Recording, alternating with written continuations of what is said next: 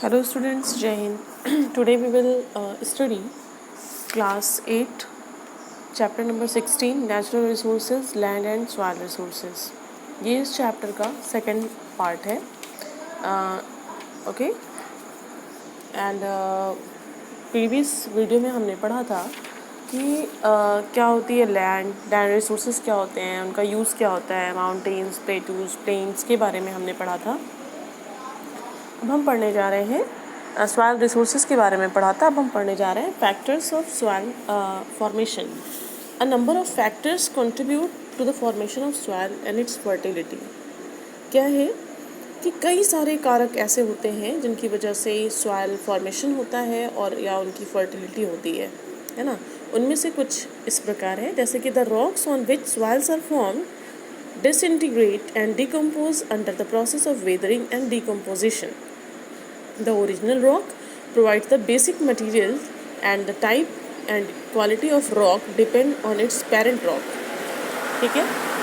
Second क्या है हमारा, climate determines the rate of weathering and erosion.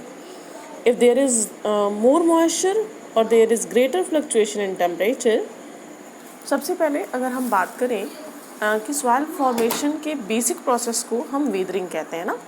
जब बायोटिक और एबायोटिक प्रोसेस बड़े बड़े रॉक को छोटा बनाते हैं तो उसे हम वेदरिंग कहते हैं. वेदरिंग जो है वो सॉइल फॉर्मेशन में मदद करते हैं. ठीक है.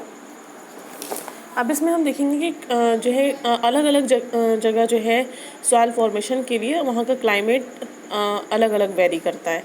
ठीक है. अगर वहाँ पे ज़्यादा मॉइस्चर है, ज़्यादा जो है ग्रेटर फ्लैक्चुएशन है इन टेम्परेचर, तो वहाँ पे वेदरिंग भी अच्छी होगी. एंड नेक्स्ट है जो भी डेड प्लांट्स एंड एनिमल्स हैं वो क्या करते हैं, प्रोवाइड करते हैं organic matter which decomposes. It is known as humus, है ना. And the slope of the land also decides the accumulation of soils.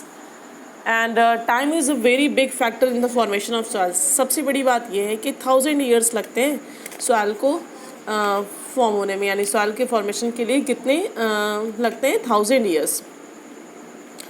And अब अगर हम बात करें कि agents of erosion and degradation of soil, तो हम ये देखेंगे कि द फोर्सेस ऑफ विंड, हवा के दबाव की वजह से क्या होता है, वाटर, ग्लेशियर्स, ये जो है इरोजन होते हैं ना, यानी अपनी जगह से थोड़े थोड़े हटते हैं. Which results in the degradation of the soil. They Erode soil and deposit it elsewhere. वो क्या करते हैं, एक जब जो हवा का प्रेशर होता है वो क्या होता है, वहाँ से ज़मीनों को हवा के प्रेशर से ज़मीन यानी जो मिट्टी है वो एक जगह से दूसरी जगह जाती है और वहाँ पे जाकर इकट्ठी हो जाती है. Reverse deposit sediments and make the soil alluvial. For example, the Gangetic Valley of India has rich fertile soil due to rivers. Okay.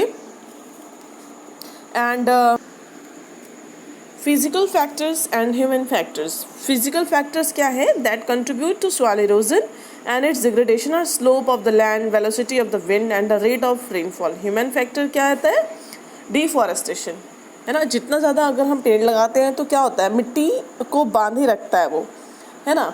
लेकिन अगर डिफॉरेस्टेशन हो रहा है, ओवर ग्रेजिंग हो रही है, तो क्या होगा, वहाँ की जो ज़मीन है वो क्या होगा, वो हवा के फोर्स से, है ना, बहुत जल्दी हट जाएगी. तो कहने का मतलब ये है बहुत जल्दी वहाँ की मिट्टी हट जाती है. तो कहने का मतलब ये है कि दो फैक्टर्स होते हैं, फिजिकल फैक्टर्स जो कि सॉइल इरोजन जिनकी वजह से होता है, slope of the land, velocity of wind, है ना, रेट ऑफ रेनफॉल, इसको फिजिकल फैक्टर्स कहते हैं. एंड ह्यूमन फैक्टर्स क्या होता है, जैसे deforestation, over grazing of land, इसको बोलते हैं. क्लियर. And soil conservation. अब अगर हम सॉइल कंजर्वेशन की बात करें तो सॉइल कंजर्वेशन क्या है, बहुत ज़्यादा इंपॉर्टेंट है. क्यों? क्योंकि soil is our prime natural and economic resource because we derive everything that we need in our life from soil. It is the soil that provides food for both men and animals. The soil gives us cereals like wheat, rice, millets, etc. है ना. ये क्या करती है, हमें oil seed, pulses, beverages जैसे T, coffee, ये सब भी हमें प्रोवाइड करती है. प्राइमरी फूड प्रोडक्ट्स जो होते हैं, cereals, fruits and vegetables which we get directly from the soil, है ना. These are the things. तो सॉइल कंजर्वेशन हमारे लिए बहुत ज़्यादा इम्पॉर्टेंट है. क्यों? क्योंकि देखिए we make clothes from the fibres given by the soil. In short it is the basic resource for the development of a country's wealth. Clear.